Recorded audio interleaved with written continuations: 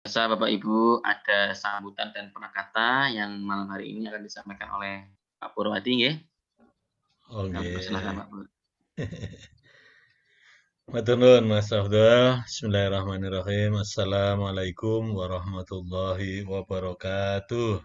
Waalaikumsalam Waalaikumsalam warahmatullahi warahmatullahi wabarakatuh. wabarakatuh. Innal hamdalillah la na'budu illa iyyah la haula wala quwata illa billah. Asyhadu an la ilaha illallah wahdahu la syarikalah wa asyhadu anna Muhammadan abduhu wa rasuluhu la nabiyya ba'dah. Allahumma sholli wa sallim wa barik ala nabiyyina Muhammadin wa ala alihi wa sahbihi ajmain amma ba'du. Yang saya hormati Bapak Yidni Imawan Muslimin yang sudah berkenan hadir dan meluangkan waktu untuk berbagi pengetahuan dengan kita semuanya. Yang saya hormati ibu-ibu, bapak-bapak, pengelola shelter Muhammadiyah COVID-19, baik yang dari PPA, dari UNISA, dari UMY, mungkin juga dari UAD sudah bergabung. Insya Allah sebentar lagi shelter Guse, Bantul juga segera akan di bergabung dengan kita semuanya dan ibu bapak, para santri yang sedang menjalankan tugas isolasi mandiri dimanapun, baik di shelter-shelter yang dikelola oleh Muhammadiyah maupun shelter-shelter yang lain, bahkan mungkin yang melakukan isolasi mandiri di rumah atau di tempat lain. Marilah kita senantiasa memanjatkan puji dan syukur kehadirat Allah atas nikmat yang terus dilimpahkan pada kita sampai saat ini. Alhamdulillah kita masih di dalam naungannya, di dalam bimbingannya, sehingga kita masih dapat menikmati indahnya iman, indahnya Islam, sehingga kita juga bisa berkumpul dalam satu ruangan ini, ruangan Zoom, untuk melaksanakan jamaah Zoomiyah ini. Sebutannya jamaah Zoomiyah, Pak Yidni. Ya. Nggih. Eh, Mungkin perlu sedikit diinformasikan pada Pak Yidni, barangkali ada yang belum dapat dari Bu Erlina gitu, nggih. Bahwa pesantren Covid Muhammadiyah ini awalnya memang diselenggarakan oleh MPKU, PB dengan PKU Muhammadiyah Gamping dan PKU Muhammadiyah Kota dengan shelter di gedung PPA, Pimpinan Pusat Aisyah. Waktu itu sekitar akhir Agustus atau awal September 20 pernah kosong pesantren ini Pak Yidni. Jadi kita semuanya Oh. gembira sebenarnya. Artinya santrinya sudah lulus semuanya. Sudah bergelar LC, lulusan COVID. Gitu. Akan tapi dampak dari liburan panjang di bulan September itu lalu mulai isi lagi di PPA itu dan terus bertambah, bahkan kita khawatir tidak muat, maka lalu bekerja sama dengan UNISA yang kagungan asrama cukup bagus untuk kita ajak bekerja sama menyelenggarakan shelter COVID Muhammadiyah ini. Nah, terus berkembang sampai hari ini dan alhamdulillah, pengajian ini merupakan salah satu kegiatannya dengan materi yang berganti-ganti setiap minggunya itu antara materi keagamaan, materi kesehatan, dan materi psikologi. Bahkan pesertanya juga hadir tidak hanya dari daerah istimewa Yogyakarta saja, Pak Yidni, hadir Oh. dari berbagai daerah di Indonesia ini. Kemarin hadir dari Kalimantan Timur, dari Manado, dari Sumatera Utara, dari Banten dan lain sebagainya. Malam ini dari Kalimantan belum kelihatan hadir ini, mungkin nanti menyusul. Saya kira itu Pak Yidni yang dapat saya Nggih. sampaikan. Terima kasih sekali lagi memang target kita adalah untuk menggembirakan para jamaah sekalian agar imunitasnya meningkat, keimanannya juga meningkat sehingga menjadi aman. Saya kira begitu. Terima kasih. Waktu saya kembalikan pada Mas Afdol. Nasrul minallah wa fathun qarib. Assalamualaikum warahmatullahi wabarakatuh. Waalaikumsalam Waalaikumsalam warahmatullahi warahmatullahi wabarakatuh. wabarakatuh. Kami ucapkan terima kasih kepada Pak Purwadi yang sudah memberikan sambutan dan perakatannya dan juga selalu mengawal kita dalam kajian Muhammadiyah with you kita setiap harinya. Baik Bapak Ibu yang dirahmati oleh Allah, tema kita malam hari ini yakni akidah dan kesehatan mental yang akan dibawakan oleh Bapak Zidni Imawan Muslim MPSI. Kami persilahkan. Iya. Terima kasih Mas Abdul. Assalamualaikum warahmatullahi wabarakatuh. Waalaikumsalam. Waalaikumsalam warahmatullahi wabarakatuh. Alhamdulillahilladzi hadana li hadza wa ma kunna linahtadiya laula an hadana Allah. Asyhadu alla ilaha illallah wahdahu la syarikalah wa asyhadu anna Muhammadan abduhu wa rasuluh la nabiyya ba'dah. Bapak-bapak, ibu-ibu, saudara-saudara yang hadir pada meeting kali ini gitu ya. Pertama-tama marilah kita senantiasa mengucapkan syukur kehadirat Allah Subhanahu wa taala yang telah memberikan karunia yang luar biasa pada diri kita berupa kesehatan ya, sehingga kita malam hari ini bisa mengikuti kajian Zoomiyah gitu ya. Yang tentunya ini usaha yang luar biasa yang patut diacungi jempol dilakukan oleh Muhammadiyah, khususnya lembaga di bawah Muhammadiyah yang punya kepedulian terhadap sesama, terutama mereka-mereka yang sekarang ini sedang mendapatkan musibah ya, yaitu COVID-19 gitu ya. Dan pada malam hari ini saya diminta oleh Pak Purwadi untuk berbagi gitu ya, terkait dengan apa pengetahuan saya di bidang psikologi, karena memang sebagaimana yang tadi disampaikan oleh Pak Pur bahwa materi-materi pada kajian Zoomiyah ini lebih diarahkan kepada sisi psikologi, kesehatan, kedokteran, dan agama gitu ya. Nah, pada kesempatan ini walaupun saya punya background psikologi, tapi saya mencoba untuk mengkaitkan dengan agama gitu ya. Karena kebetulan kalau di tempat kerja saya di UIN itu memang salah satu yang ingin dikembangkan adalah integrasi ya, dan interkoneksi ya, integrasi antara ilmu umum dan ilmu-ilmu agama gitu ya, sehingga diharapkan tidak hanya di dalam pengajaran, tapi juga di dalam penelitian pun diharapkan bisa mengintegrasikan antara psikologi dan agama gitu ya. Kalau kebetulan saya di prodi psikologi gitu ya. Dan kebetulan 5 tahun terakhir ini memang concern saya adalah tentang kajian tentang akidah dan kesehatan mental ya. Terutama dalam penelitian payung, saya beberapa membimbing mahasiswa yang temanya adalah tentang akidah dan kesehatan mental. Saya akan coba untuk screen.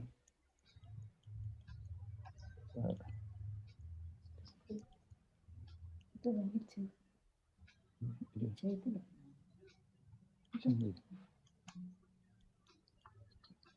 Windows. Pilih. Pilih. Share screen, terus pilih ada window. Sudah bisa ya. Sudah bisa, Pak? Sudah bisa, monggo. Sudah bisa dilihat? Maksudnya Pak Yeni sudah bisa sebentar. share screen. Ini baru mau ya. Yeah.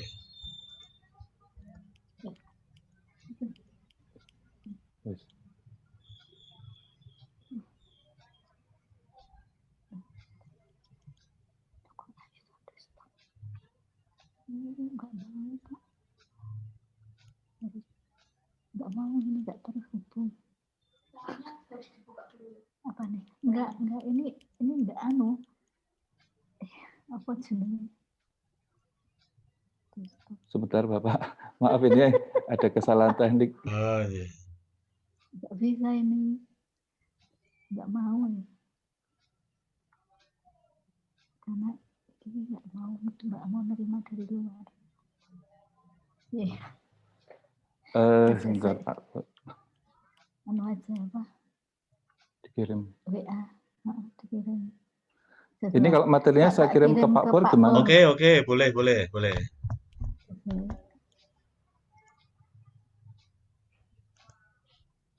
Bapak mulai aja. Ya, baik. Sambil menunggu pengiriman PPT ke Pak Perwadi, akan saya sampaikan ya. Akan saya mulai saja ya, bahwa memang pandemi ini memang memberikan dampak ya yang luar biasa ya. Hampir seluruh aspek kehidupan ini terpengaruh oleh adanya pandemi ini gitu ya.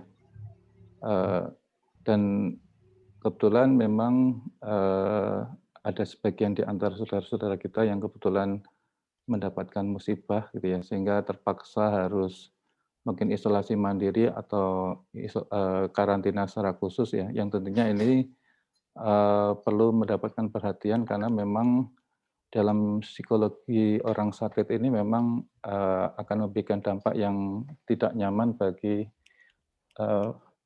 si sakit atau si pasien gitu ya, sehingga perlu ada penanganan yang multidimensional gitu ya, tidak hanya dari sisi medis, tidak hanya dari sisi agama, tapi juga dari sisi psikologis gitu ya. Maka kenapa di rumah sakit ya, selain ada dokter juga ada rohaniawan, juga mestinya harus ada seorang psikolog gitu ya, yang tentunya pendekatan yang holistik ini akan lebih mempercepat di dalam proses penyembuhan.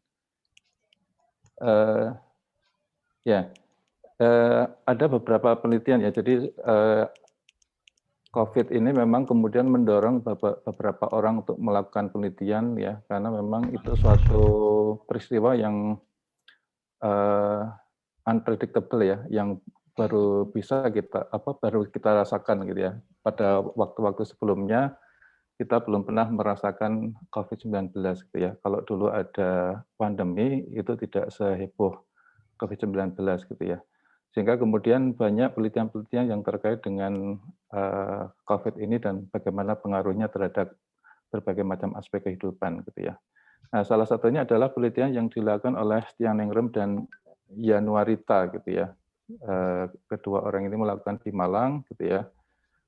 Dan hasilnya menunjukkan bahwa COVID-19 ini memang membawa pengaruh pada kesehatan mental masyarakat ya.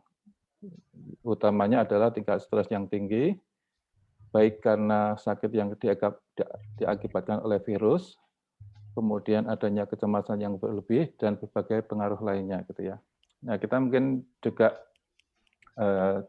terutama di awal-awal gitu ya, ketika kita masih belum paham apa itu COVID gitu ya, banyak di antara kita yang memiliki kecemasan yang berlebih sehingga sangat khawatir sekali untuk kemudian melakukan aktivitas di luar gitu ya.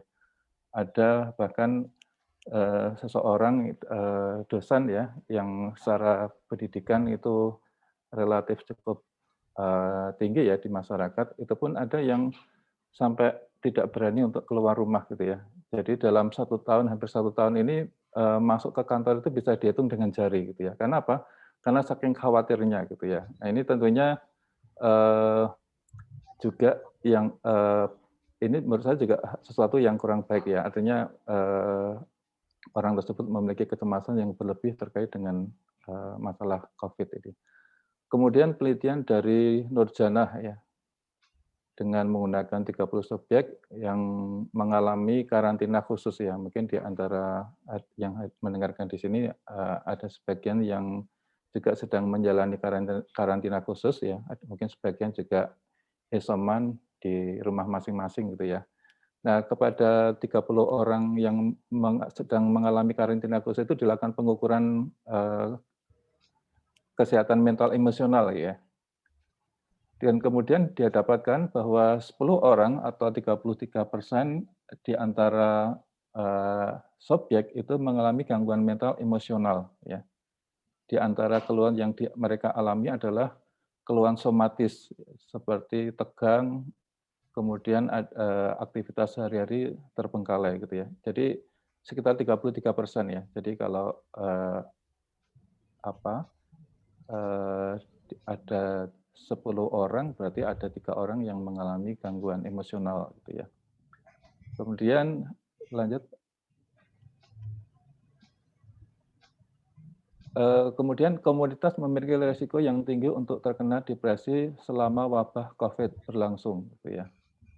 Ya, jadi ternyata COVID ini pun juga bisa mengakibatkan adanya depresi pada sebagian besar masyarakat gitu ya. Kenapa mereka mengalami depresi? Karena mereka dituntut ya, dituntut untuk tetap di rumah ya, sementara biasanya mereka bisa menikmati aktivitas di luar, tapi kemudian selama COVID ini mereka dituntut untuk lebih banyak di rumah gitu ya. Kemudian menjaga jarak secara fisik ya. Nah, ini biasanya wanita sukanya kumpul ya. Tetapi sekarang kesempatan untuk kumpul-kumpul ini dibatasi gitu ya, sehingga dan kemudian dituntut untuk di rumah, sehingga kebiasaan-kebiasaan yang mereka rasakan sebagai suatu hal yang menyenangkan ya, kumpul-kumpul, reuni dan sebagainya itu sekarang kemudian dibatasi ya. Bahkan sekarang makan pun dibatasi hanya sampai jam 9 kalau kita mau makan di restoran gitu ya. Sehingga kegiatan-kegiatan seperti dulu ya, seperti reuni atau rapat-rapat malam itu sekarang hampir tidak ada gitu ya. Sehingga banyak masyarakat yang terpaksa harus banyak di rumah ya. Dan ini tentunya bukan hal yang tidak mudah untuk bisa menerima keadaan ini gitu ya, berada di rumah ya. Apalagi bagi laki-laki ya. Laki-laki itu biasanya memiliki space yang lebih luas daripada perempuan gitu ya. Sehingga kalau rumahnya sempit ya, itu akan memberikan risiko timbulnya stres bagi laki-laki yang lebih besar gitu ya, berbeda dengan perempuan. Kalau perempuan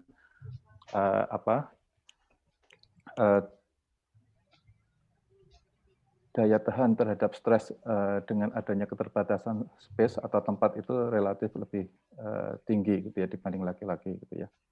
Nah, menurut Subandi ya, gangguan mental dan juga kesehatan jiwa itu memiliki dimensi yang kompleks ya.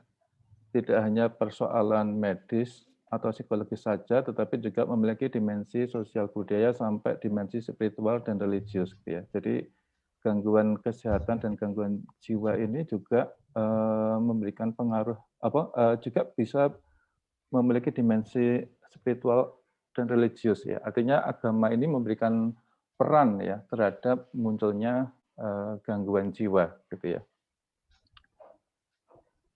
Jadi makanya sekarang di psikologi sendiri, terutama ya di perguruan tinggi Islam seperti UIN, UAD, UI ya, sekarang pendekatan psikologis itu sudah mulai dikembangkan, kemudian dikombinasikan dengan pendekatan Islam gitu ya. Karena pengalaman di lapangan bahwa ketika kita menghadapi suatu masalah, menangani suatu masalah, kalau hanya dilakukan pendekatan secara psikologis namanya kurang efektif gitu ya. Apalagi masyarakat Indonesia adalah mayoritas Islam ya, sehingga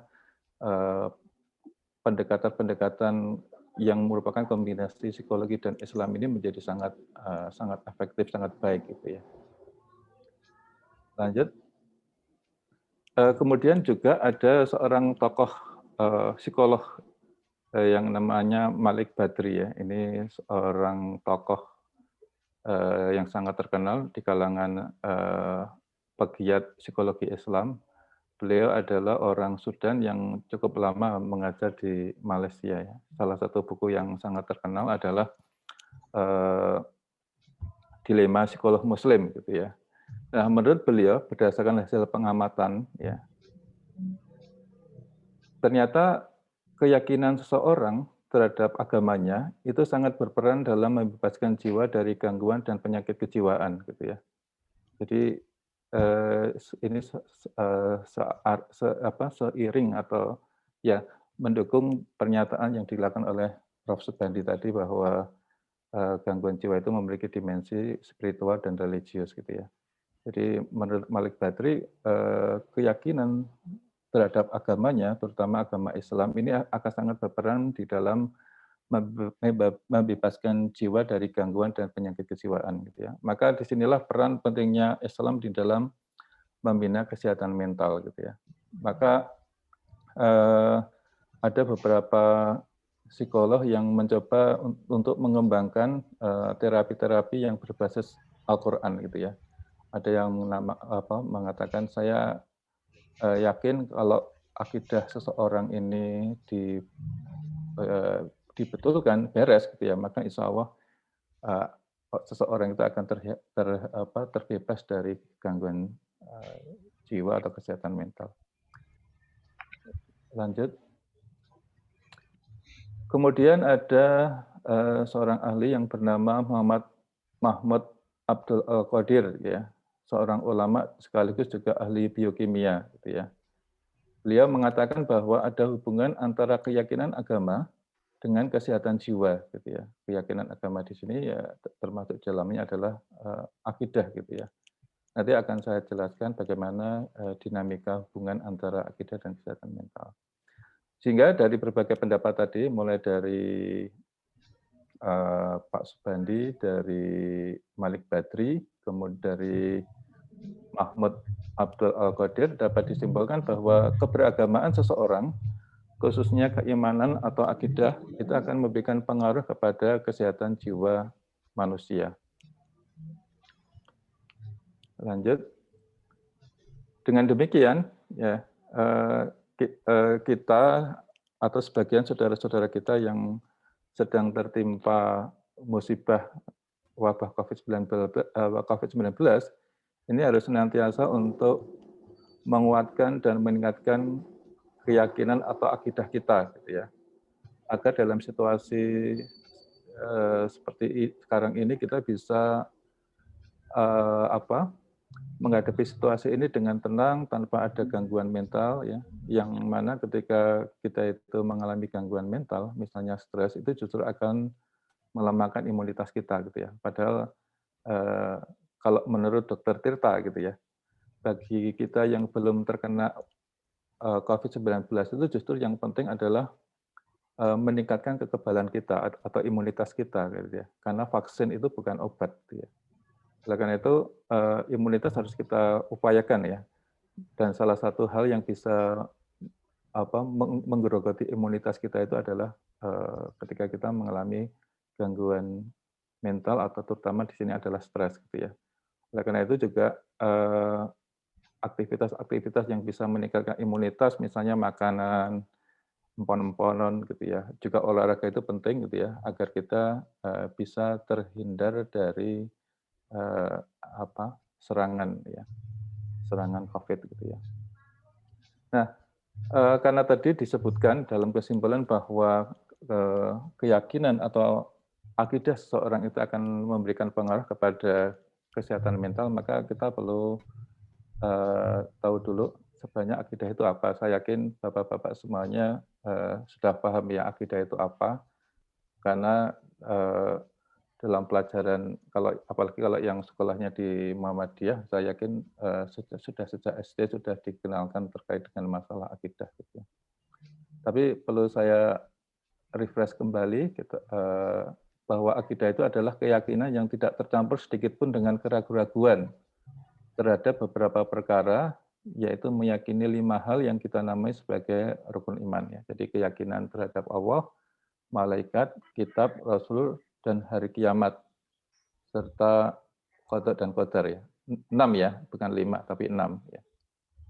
Jadi keyakinan kita terhadap Allah, malaikat, kitab, rasul, hari kiamat, serta qada qadar itu akan sangat memberikan pengaruh yang sangat luar biasa bagi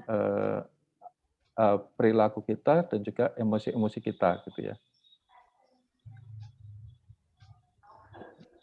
Nah, dalam ajaran Islam, akidah itu memiliki kedudukan yang sangat penting ya. Kalau diibaratkan sebuah bangunan, gitu ya, maka akidah itu ibarat fondasi ya.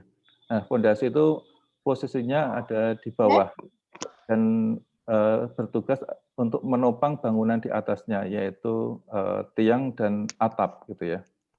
Kalau akidah seseorang itu lemah, maka bisa jadi bangunan di atasnya juga akan lemah, gitu ya.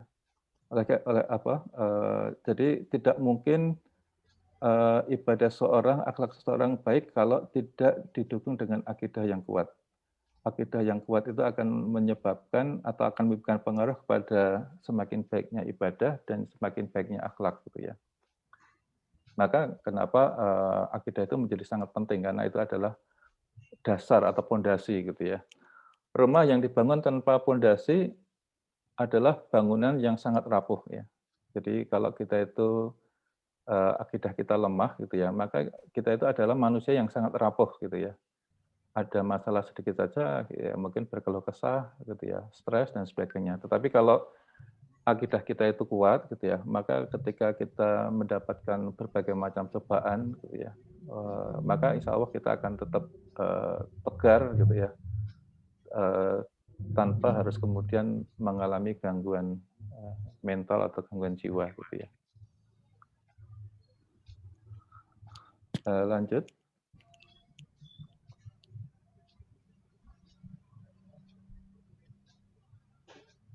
Nah, ada beberapa penelitian Bapak Ibu semuanya ya. Ini penelitian kebetulan saya dan mahasiswa saya.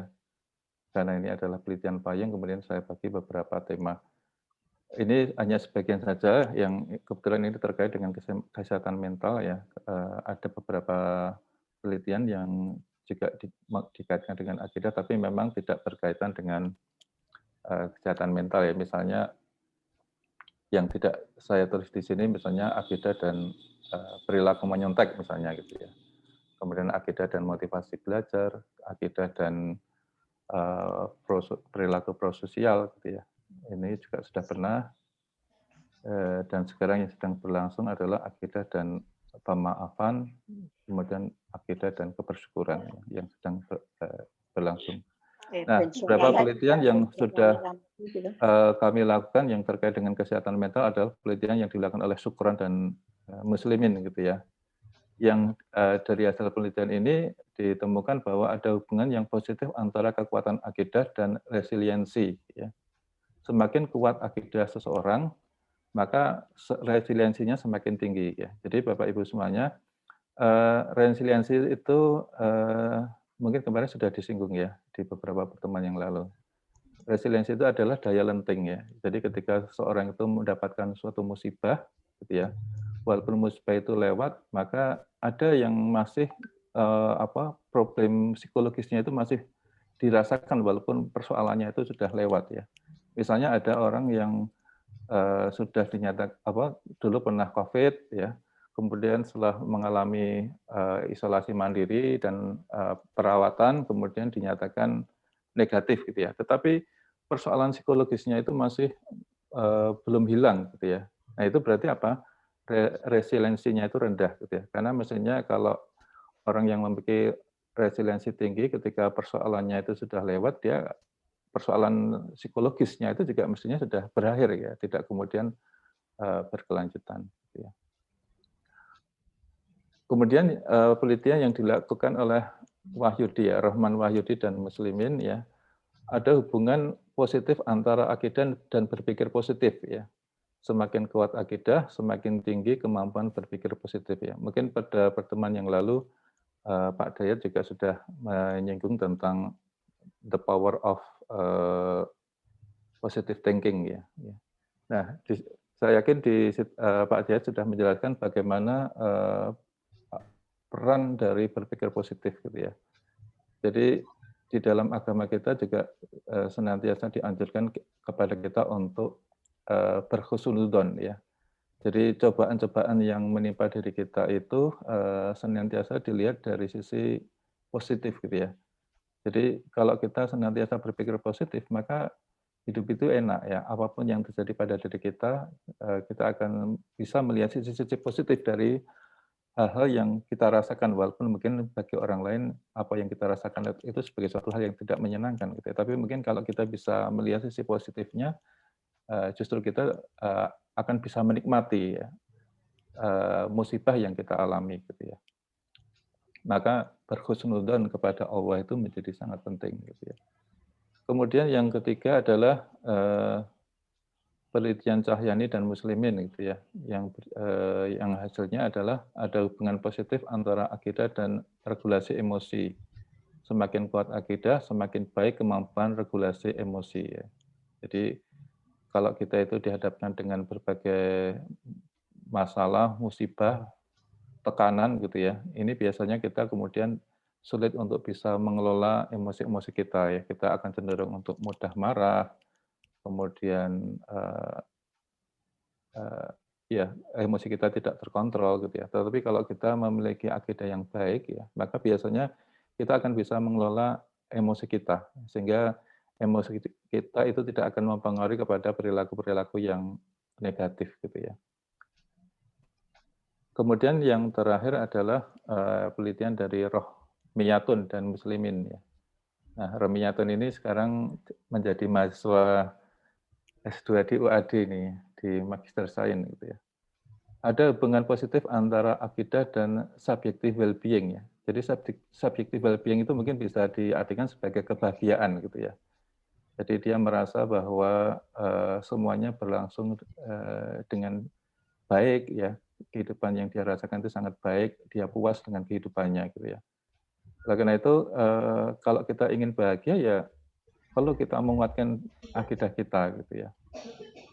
Nah itu Bapak Ibu beberapa penelitian yang pernah kami lakukan gitu ya, yang dari beberapa penelitian itu bisa kami simpulkan bahwa akidah itu sangat penting untuk mempengaruhi kesehatan mental kita gitu ya.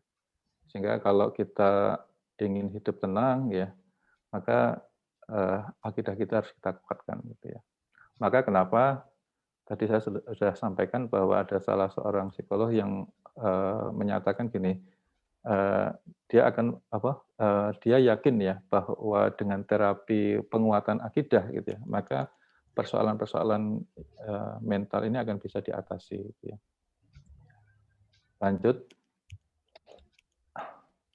Nah, untuk menjelaskan ya keterkaitan akidah dan kesehatan mental, mungkin saya akan coba menyampaikan teori kepribadian ABC ya dari Albert Ellis ya. Nanti ini akan lebih memudahkan untuk menjelaskan bagaimana pengaruh akidah terhadap kesehatan mental gitu ya.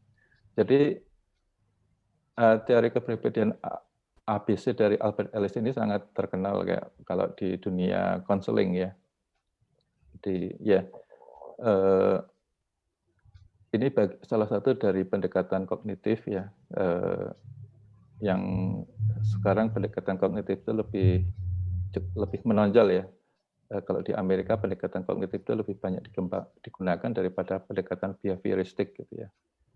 Nah, apa yang dimaksud dengan teori kepribadian ABC? Nah, kalau kita lihat ada ABC ya. A itu memiliki arti activating experience atau activating event gitu ya. Yaitu pengalaman-pengalaman pemicu seperti kesulitan-kesulitan keluarga gitu ya. Misalnya kesulitan keuangan, kemudian kendala-kendala pekerjaan, trauma-trauma masa kecil, dan hal-hal lain yang kita anggap sebagai penyebab ketidakbahagiaan. Ya. Termasuk di dalamnya adalah musibah COVID ini ya. Jadi apakah itu orang yang sudah positif atau yang belum, maka COVID ini bisa dianggap sebagai activating event atau activating experiences gitu ya.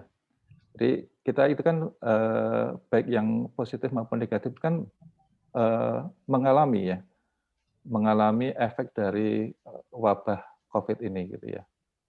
Nah, tentunya terutama bagi mereka yang sudah dinyatakan positif ya, apalagi kemudian dengan gejala yang berat, itu tentunya akan sangat memberikan pengalaman yang sangat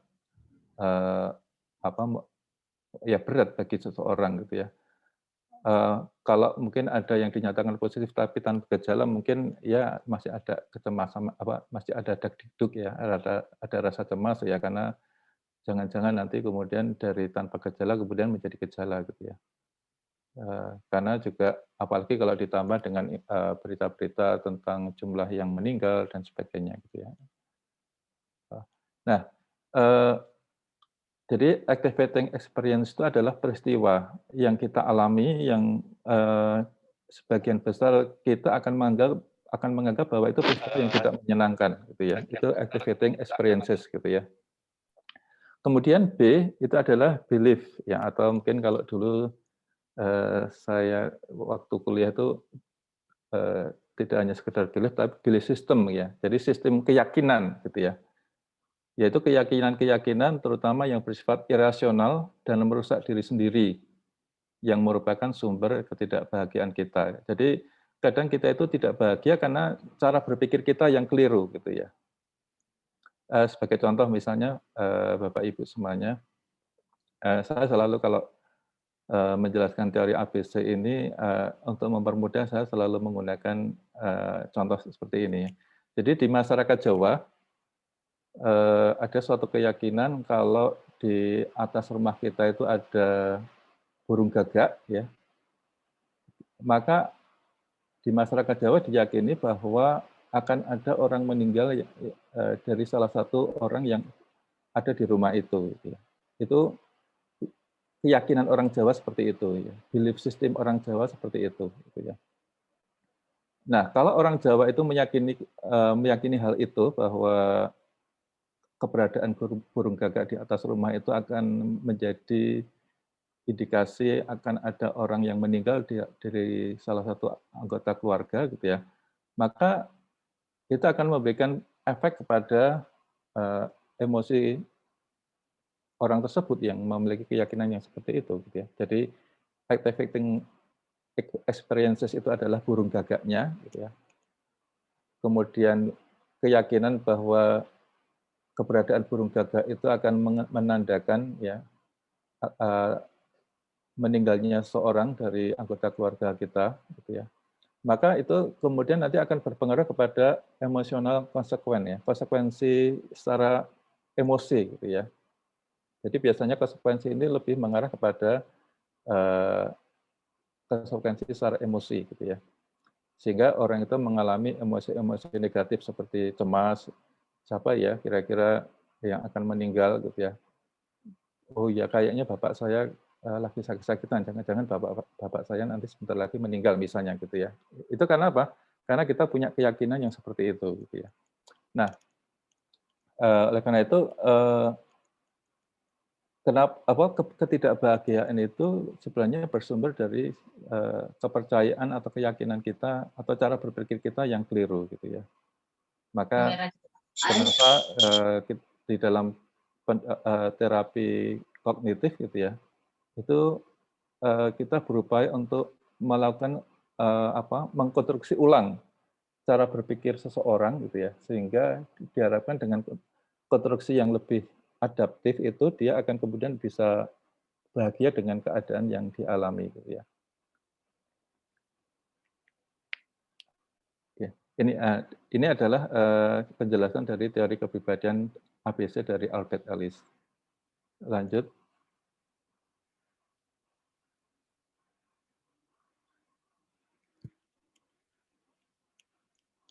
Nah ini sudah saya berikan contoh ini ya. Activating experience itu untuk kasus kita adalah dinyatakan positif COVID ya. Kemudian diharuskan untuk isolasi mandiri atau karantina secara khusus gitu ya. Atau yang kemudian terpaksa harus di rumah sakit ya. Tapi kalau yang di rumah sakit kayaknya tidak mendengarkan ya. Jadi yang mendengarkan pada kesempatan malam ini adalah yang di karantina secara khusus, berarti mungkin tidak mengalami gejala yang berat ya. Ada juga yang mungkin OTG yang diminta untuk isolasi secara mandiri di rumah gitu ya. Jadi COVID itu dianggap sebagai peristiwa yang dialaminya gitu ya. Nah, apabila dalam diri kita yang sedang mengalami dinyatakan positif COVID ini ya, itu memiliki keyakinan bahwa semua yang terjadi dalam diri kita itu adalah takdir Allah ya. Dan setiap takdir Allah itu pasti baik bagi hambanya, maka insya Allah kita akan memiliki rasa optimis gitu ya. Tidak cemas, kemudian ridho dan sebagainya gitu ya. Demikian pula kalau kita juga memiliki keyakinan bahwa Allah akan membebani hambanya kecuali sesuai dengan kesanggupannya. Ya. Jadi kalau kita meyakini bahwa Allah itu akan membebani hambanya sesuai dengan kesanggupannya, maka ketika kita itu dinyatakan positif COVID, maka Allah itu sudah melihat sebenarnya, sudah melihat bahwa kita itu mampu untuk menghadapinya gitu ya. Sehingga tidak perlu terlalu khawatir gitu ya dengan diri kita, karena Allah sebenarnya sudah tahu bahwa kita itu memiliki kemampuan untuk menghadapinya gitu ya. Kemudian kita juga perlu meyakini bahwa ketika kita bisa bersabar di dalam keadaan sakit ya, maka Allah akan menghapus dosa-dosa kita gitu ya. Nah, itulah keyakinan-keyakinan yang mungkin harus ditumbuhkan pada diri kita gitu ya. Sehingga kalau kita memiliki keyakinan-keyakinan yang seperti itu, maka insya Allah akan memunculkan pikiran yang lebih positif. Misalnya kemudian akan menganggap bahwa positif COVID itu justru merupakan kesempatan bagi kita untuk muhasabah, lebih banyak membaca Al-Quran, dan juga beribadah, ya, yang mungkin hal itu sulit bisa kita lakukan kalau kita dalam keadaan yang sehat, normal, dan bisa beraktivitas sebagaimana biasanya, gitu ya. Tapi ketika kita diminta untuk berdiam diri, ya, karantina, gitu ya, atau isoman, gitu ya, maka kesempatan bagi kita untuk bisa memanfaatkan waktu-waktu yang ada itu untuk bermuhasabah, gitu ya. Karena muhasabah itu suatu hal yang penting yang kadang sering kita lupakan karena kita banyak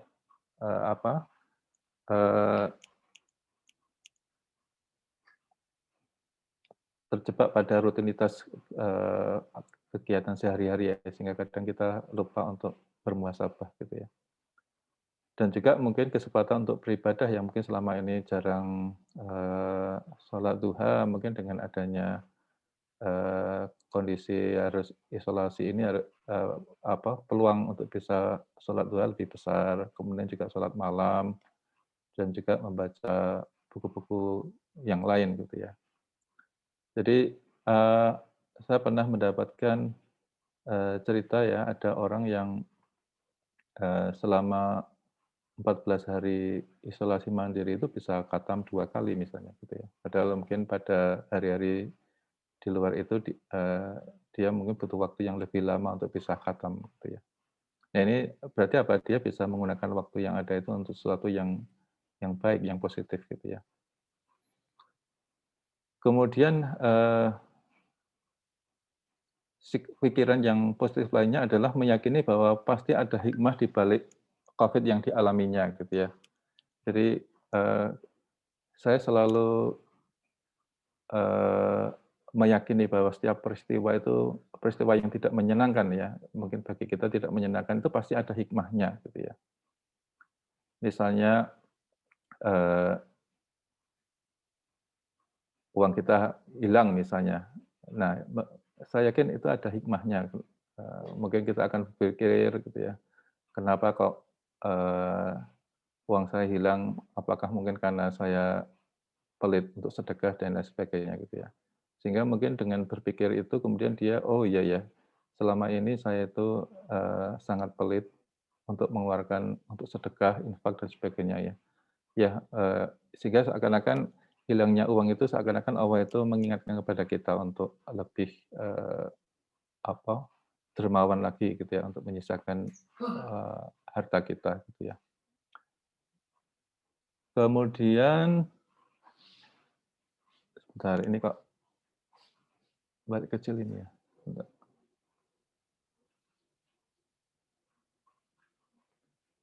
Kemudian tadi Bapak Ibu semuanya, jadi kalau kita sudah memiliki pikiran-pikiran yang positif ya, maka insya Allah kita akan konsekuensi dari kita bisa berpikir positif tadi ya, maka kita akan ridha atas apa yang terjadi gitu ya. Kita akan menerima atas apa yang terjadi karena kita meyakini gitu ya, bahwa pasti ada hikmah di balik peristiwa ini gitu ya. Kita meyakini bahwa takdir Allah itu yang terbaik. Maka sering ada ungkapan-ungkapan bahwa skenario Allah itulah yang terbaik ya. Makanya kalau kita selalu meyakini bahwa skenario Allah itu yang terbaik, bahwa akan ada hikmah di balik suatu peristiwa gitu ya, maka kita akan seakan-akan menunggu apa hikmah di balik peristiwa itu gitu ya. Sehingga kita tidak ingat dengan peristiwanya ya, gitu ya. Tetapi kemudian kita justru berpikir apa kira-kira hikmah di balik itu gitu ya. Sehingga kita tidak akan merasa cemas, kita tidak akan merasa stres gitu ya ketika menjalani sesuatu hal yang tidak menyenangkan dalam kacamata kita ya. Misalnya ya tadi terkena wabah COVID gitu ya. Nah, demikian Bapak Ibu semuanya bagaimana hubungan akidah dan kesehatan mental gitu ya. Intinya adalah bahwa kalau kita ingin mental kita baik, kita terhindar dari gangguan jiwa gitu ya, maka salah satu yang harus kita upayakan adalah bagaimana kita menguatkan akidah kita gitu ya. Nah, persoalan bagaimana cara meningkatkan akidah itu mungkin nanti bisa dibahas oleh para ahli agama gitu ya. Kebetulan penelitian saya belum sampai ke sana ya. Sebenarnya saya juga sangat berminat gitu ya untuk lebih meneliti bagaimana pembelajaran akidah yang kemudian bisa menguatkan akidah gitu ya. Karena kalau kita masih ingat dengan pelajaran SD yang dimaksud dengan iman itu ya percaya gitu ya. Nah itu kadang kalau hanya sekedar percaya saja mungkin tidak akan bisa mempengaruhi pada perilaku kita gitu. Nah, demikian Bapak Ibu semuanya, semoga bermanfaat. Mungkin kalau ada yang ingin ditanyakan atau didiskusikan, monggo. Baik, terima kasih kami ucapkan kepada Iya.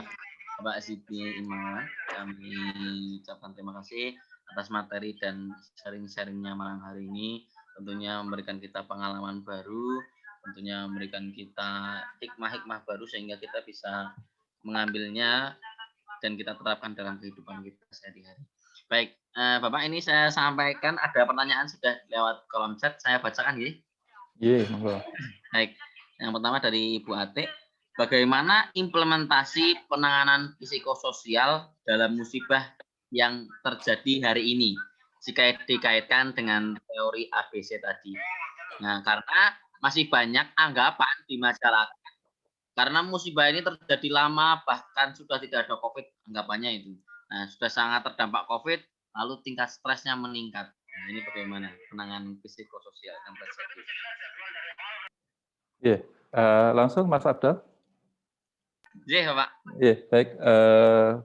Bapak Ibu semuanya, terima kasih pertanyaan dari Bu Atik ya. Jadi kalau kemudian dikaitkan dengan teori ABC tadi gitu ya, agar kita bisa senantiasa berpikir positif terhadap peristiwa yang sedang kita alami ya dalam hal ini adalah COVID, maka memang perlu kita mengkonstruksi ulang ya cara berpikir kita atau mindset kita gitu ya. Karena mindset itulah yang kemudian akan mempengaruhi emosi seseorang gitu ya. Misalnya saja gini, mungkin bagi bapak-bapak yang mungkin misalnya para dosen gitu ya, karena nampaknya ini adalah pembelajaran untuk sampai semester depan kayaknya sulit untuk pembelajaran secara offline gitu ya. Dan mungkin banyak juga yang sudah merasa wah bosen ya perkuliahan dengan cara daring gitu ya. Maka kita harus berpikir bahwa ini adalah kesempatan bagi kita untuk mengembangkan belajar teknologi di dalam pembelajaran jarak jauh atau daring gitu ya. Terus terang ya, mungkin bagi saya sendiri juga tidak terbayangkan bahwa saya akhirnya bisa melakukan pembelajaran secara daring gitu ya. Dulu saya tidak terpikir untuk bisa seperti ini gitu ya. Tapi karena dipaksa oleh situasi gitu ya, kemudian saya juga dipaksa untuk belajar bagaimana pembelajaran secara daring, sehingga kemudian saya kemudian berpikir ya, oh ternyata pembelajaran daring itu juga ada enaknya ya. Suatu saat kalau saya misalnya nanti COVID sudah lewat gitu ya, kemudian di saat kita juga ada aktivitas yang lain itu, kalau pembelajaran luring kita kemudian tabrakan dengan kegiatan kita di luar, itu kadang kita harus mengkosongkan perkuliahan gitu ya. Karena tidak memungkinkan kita bisa berada di kampus karena kita punya aktivitas yang lain. Tetapi kalau dengan pengalaman pembelajaran daring ini, kita nggak perlu mengosongkan gitu ya. Atau mungkin kalau misalnya jam kuliahnya siang gitu ya, kita nanti bisa janjian sama mahasiswa, karena nanti saya kosongnya malam gitu ya.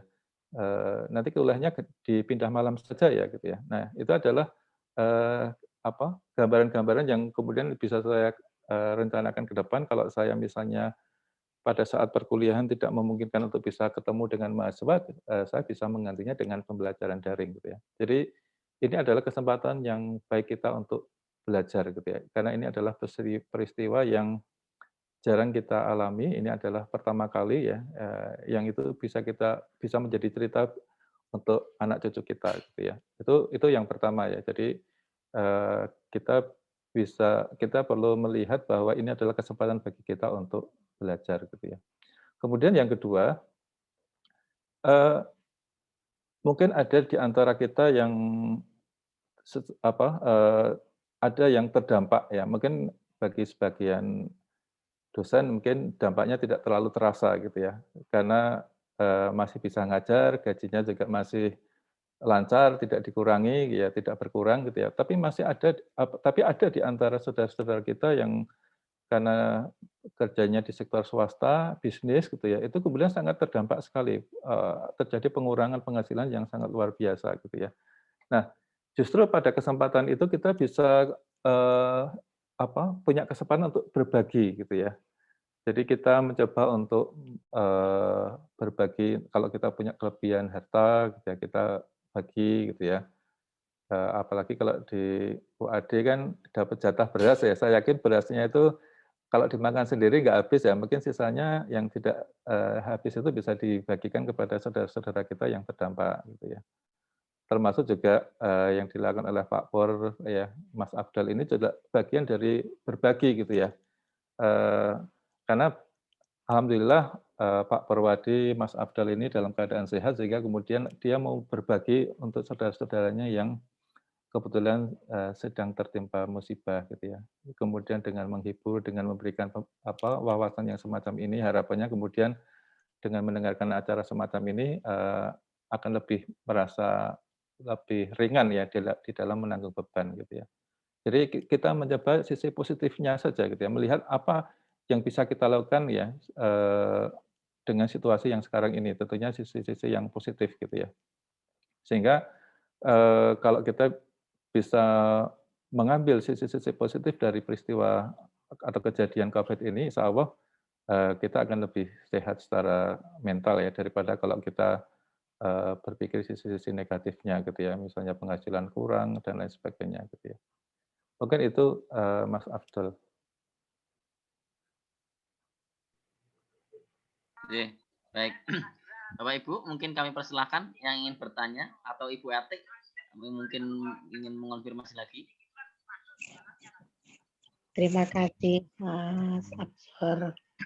Itu memang sudah menjadi kebiasaan kita untuk selalu menguatkan diri gitu ya. Tapi memang kepentingan tadi yang resilient bagi semua orang itu menjadi penting, sehingga sebenarnya ada sisi yang masih perlu dioptimalkan juga. Dari sisi psikologi kita memang sangat membutuhkan. Begitu Pak Sidney, terima kasih informasinya Sami-sami Bu Ati. Mas. Iya.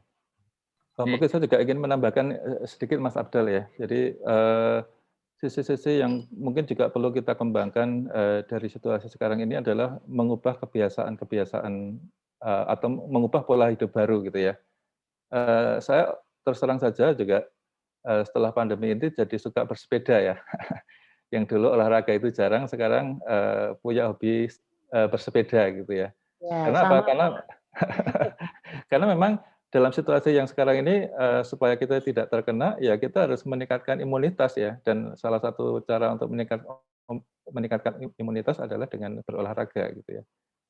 Termasuk juga menjaga pola makan kita gitu ya. Itu tambahan dari saya, Mas Abdul. Baik, terima kasih. Baik, berikutnya Bapak Ibu, kami persilahkan. Jika ada yang bertanya secara langsung lewat Zoom atau melalui kolom chat, kami persilahkan. Jika masih ada pertanyaan, ingin mengonfirmasi, ingin saling berbagi, kami persilahkan.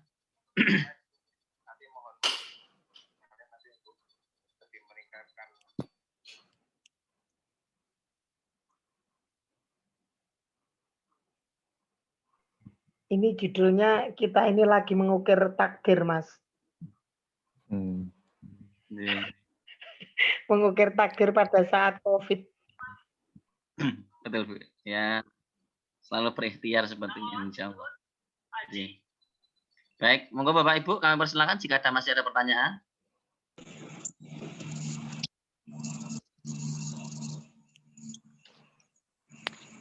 Pak Alek, kenapa? Assalamualaikum. Waalaikumsalam. Waalaikumsalam warahmatullahi wabarakatuh. Bulan program. Monggo Pak Ali. Masih seputar mengatasi kejenuhan anak-anak dalam pembelajaran, khususnya anak-anak TK, SD, SLTP. Satu sisi memang sebuah tuntutan bahwa ya anak-anak kita itu harus dalam kondisi belajar, karena mau tidak mau setiap jenjang itu harus diselesaikan dengan baik walaupun dengan pembelajaran yang sangat minimalis begitu. Tetapi di sisi lain ketika anak-anak itu ya dituntut karena karakter anak-anak kita itu belum jadi begitu, masih banyak persoalan di tingkat SLTP, SD maupun TK itu. Satu misal, yang pertama kejenuhan ketika belajar, baik melalui Zoom maupun melalui media-media yang lainnya. Di sisi yang lain, ketika anak itu dituntut untuk evaluasi, jadi misalnya ujian atau tes begitu, yang maju itu kadang bukan anaknya tetapi memang orang tuanya, bahkan ibunya itu 100% membela begitu, membela anak biar bagaimana mendapatkan nilai 100 begitu. Ya karena di rumah memang kondisinya seperti itu. Orang tua itu mengetahui bahwa ketika anak itu belajar, tingkat keseriusannya aja berbeda begitu antara sekolah dengan daring seperti ini. Nah, mohon solusinya menika Ustaz. Matur suwun. Assalamualaikum. Langsung ya, Pak Alif, saya cepat jawab ya. Jadi memang persoalan kejenuhan ini tidak dialami saja oleh peserta didik ya, entah itu TK, SD, SMP, SMA, mahasiswa gitu ya. Bahkan di kalangan dosen sendiri pun juga sudah pada tahap bosan juga pembelajaran daring gitu ya. Jadi banyak teman-teman yang merasa bahwa ternyata walaupun kita itu tidak ke kantor, tetapi ternyata capeknya sama dengan kalau kita juga ngajar di kantor di kampus gitu ya misalnya gitu ya. Itu menunjukkan bahwa pembelajaran daring itu karena membosankan, jadi dianggap sebagai suatu hal yang sangat dianggap sebagai beban gitu ya. Nah, terkait dengan bagaimana menghilangkan kejenuhan ya dengan proses pembelajaran yang tidak bisa tatap muka gitu ya. memang itu bukan persoalan yang mudah gitu ya. Tetapi saya tidak bisa memberikan solusi bagaimana supaya guru itu menarik dalam pembelajaran daring gitu ya. Tetapi saya lebih kepada bagaimana supaya anak itu tidak jenuh gitu ya. Maka kita perlu memberikan kesempatan kepada anak juga untuk beraktivitas di luar rumah gitu ya. Jadi akan sangat tidak menyenangkan kalau anak-anak kemudian dipaksa untuk 24 jam di rumah gitu ya, tanpa aktivitas yang membuat dia bisa lebih bebas berekspresi gitu ya. Maka misalnya kita mengajak kepada anak-anak untuk misalnya pagi-pagi olahraga atau setiap minggu keluar gitu ya, itu menurut saya juga perlu dilakukan sebagai bentuk selingan ketika setiap hari mereka harus bergelut dengan pembelajaran daring gitu ya.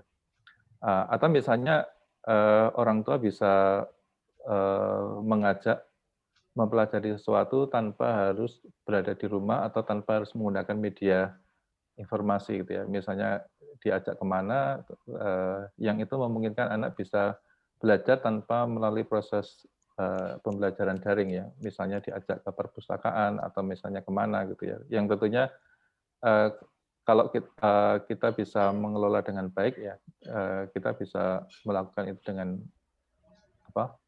akan bisa membuat anak merasanya senang gitu ya. Ya semacam kayak homeschooling itu ya. Walaupun memang itu tanggung jawab orang tua tidak ringan ya, karena kemudian dia harus mendampingi, membuat perencanaan dan lain sebagainya. Sementara di satu sisi juga orang tua mungkin dituntut dengan pekerjaan-pekerjaan seharian gitu ya. Nah ini dan memang kami juga meyakini Bapak gitu ya. Jadi bahwa pembelajaran daring ini memang tidak bisa tuntutannya sama dengan pembelajaran luring ya. Artinya gini, jelas bahwa pembelajaran daring itu dari sisi kualitas tidak akan bisa atau sulit untuk bisa sama ketika pembelajaran luring gitu ya. Sehingga kita sudah memaklumi gitu ya kalau kemudian ada pengurangan ya, penurunan dari sisi pemahaman siswa atau mahasiswa kalau dibanding dengan pembelajaran luring gitu ya. Oleh karena itu, karena kita sudah menyadari itu, maka kemudian kita tidak terlalu sangat menuntut kepada siswa atau mahasiswa bahwa mereka harus sama sebagaimana kakak-kakak kelasnya yang dulu masih mengikuti pembelajaran luring gitu ya. Bagi kami gitu ya, yang penting anak itu senang ya. Maka kita kalau pembelajaran luring pun juga tidak terlalu kenceng ya. Misalnya karena faktor jaringan ya seringkali putus ya keluar dan sebagainya, kita juga membiarkan. Ada mahasiswa yang kemudian datangnya setengah jam berikutnya baru masuk juga tidak kita tegur ya, karena memang situasi itu memang sangat beragam ya, yang membuat mahasiswa itu tidak bisa kemudian segera ikut dalam perkuliahan gitu ya. Bahkan kemarin ada mahasiswa saya yang minta izin untuk minta ujian susulan gitu ya, karena dia berada di Manado dan daerah di Manado itu kebetulan kena banjir gitu ya. Jadi ya saya harus bisa menerima keadaan itu ya. Kalau kita kemudian kenceng ya, saklek dengan aturan gitu ya, maka bisa jadi mereka akan stres ya. Makanya kita perlu empati dengan para mahasiswa yang mungkin karena sekarang mahasiswa itu kan berada di daerah ya. Jadi mungkin situasi di masing-masing daerah bervariasi. Ada ya daerah yang mungkin terkena banjir, terkena bencana, ada daerah yang mungkin agak sulit jaringannya gitu ya. Jadi jangan berpikir bahwa di daerah itu seperti di Jogja gitu ya. Sehingga kalau kita bisa memahami itu, maka insya Allah keterbatasan-keterbatasan yang dialami oleh mahasiswa itu bisa kita pahami gitu ya. Itu Bapak ya. Jadi yang penting adalah variasi aktivitas ya. Jadi jangan kemudian anak-anak cuma dihadapkan dengan laptop atau HP saja gitu ya. Menurut saya itu juga kurang baik juga bagi mata.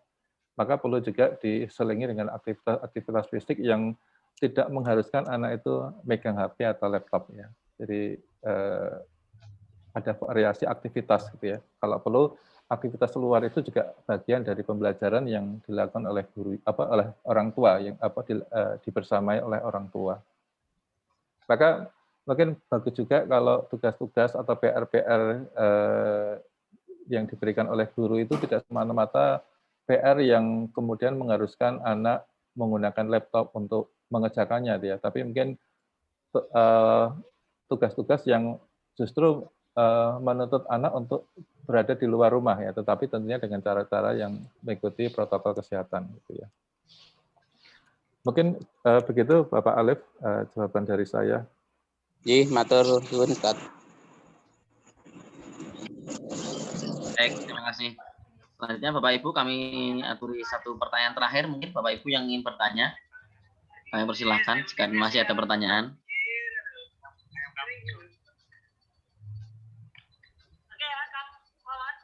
Baik, alhamdulillah tidak ada nggih. Baik, terima kasih. Kami ucapkan kepada Bapak Zidni Imawan atas materinya malam hari ini dan jawabnya malam hari ini, mencerahkan kita semua, sekali lagi lebih mendekatkan diri kita untuk selalu berpositif thinking. Ini penting sekali Bapak Ibu dan seluruhnya. Kami juga kita harus ada semangat dalam diri kita sehingga baik yang sakit maupun yang sehat tetap bisa menjaga diri, bisa menjaga imunitas dan menjaga batin kita. Baik, sama-sama. Baik, Bapak Ibu yang dirahmati Allah, marilah kita akhiri kajian kita malam hari ini dengan mengucapkan alhamdulillah secara bersama-sama. Alhamdulillahirabbil alamin. Kami ucapkan terima kasih.